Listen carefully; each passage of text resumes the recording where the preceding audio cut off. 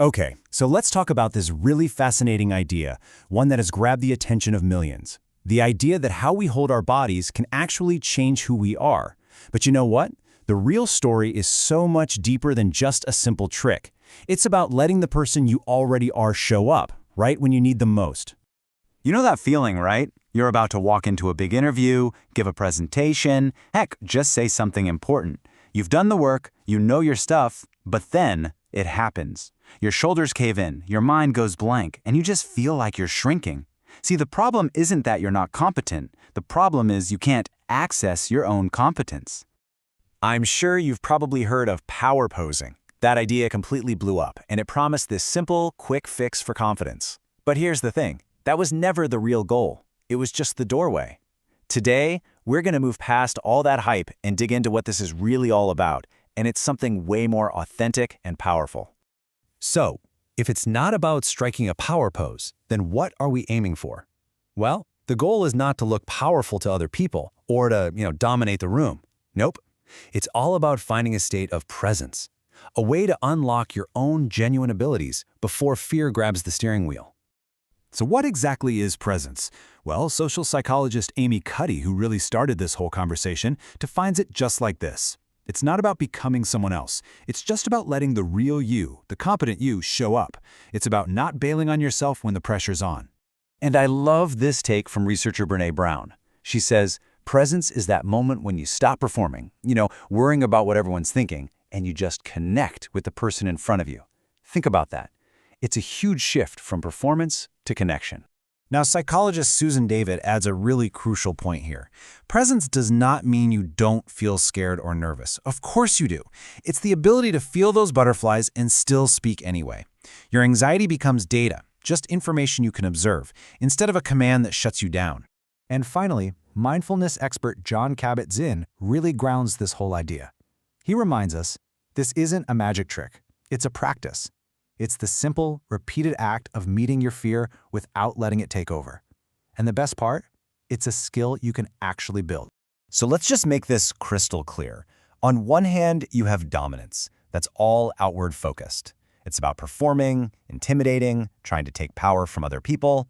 But on the other hand, you have presence. That's all inward. It's about accessing what you already know, feeling grounded, and connecting authentically. They are two totally different things. All right, so we get what presence is, but how does it actually work? In this next part, we're going to look at the science of that body-mind connection. And then we have to face a really important and often overlooked social reality. Okay, so how does this actually happen? Neuroscientists call it a body-mind loop. When you deliberately open up your posture or slow down your breath, you are literally changing the signals your body is sending up to your brain. Your brain is constantly reading your internal state. It's called introception.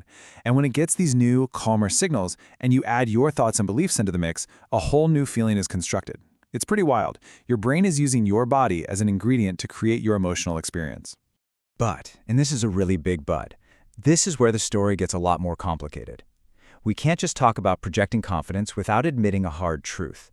The social world does not react to everyone the same way, which raises a huge question. Is taking up space actually safe for everyone? The research shows there are real challenges out there. There's stereotype threat, where the pressure to not confirm a negative stereotype actually hurts your performance. Then you've got social penalties, where the exact same assertive behavior that's called leadership in one person is punished as aggression in another. This creates these impossible double binds, where you're basically penalized whether you're too assertive or too passive. Scholar Kimberly Crenshaw really captures this reality perfectly. We have to be honest. The advice to just be confident has to come with an awareness that the social playing field is not level. So finding your presence needs to be paired with wisdom and strategy. So with all that complexity, what can we actually do? Well, this brings us to a practical and, really importantly, a private routine you can use to center yourself before one of those high-stakes moments. Remember, this isn't to dominate, it's to connect with yourself. So here it is, a simple reset. First, find a private space, a bathroom stall, a stairwell, whatever works.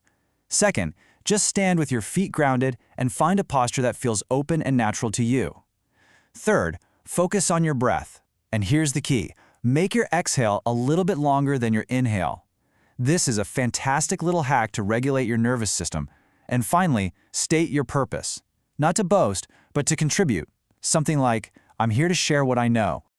Now, let's be responsible here. It's so important to know what this routine is and what it is not. It is a warm-up. It's a way to quiet that panicky part of your brain so you can get to your own skills. What it is not is a magic trick. It's not a guarantee you'll get the job or win the day. It is simply a tool to help you show up. So, after we strip away all the hype, look at the science, the social reality, and the actual practice, what's the core message? What's the one thing we should really leave with? And this really is the heart of it all. The goal was never to fake it till you make it, or to perform some kind of persona. It's about creating the internal conditions that allow your authentic, competent self to come forward, even when you're nervous. It's all about giving yourself a chance. So I'll just leave you with this question to think about. Knowing now that presence isn't about dominance, but about access to yourself, and that it's a practice, not a performance, how will you give yourself permission to be present the next time it really matters?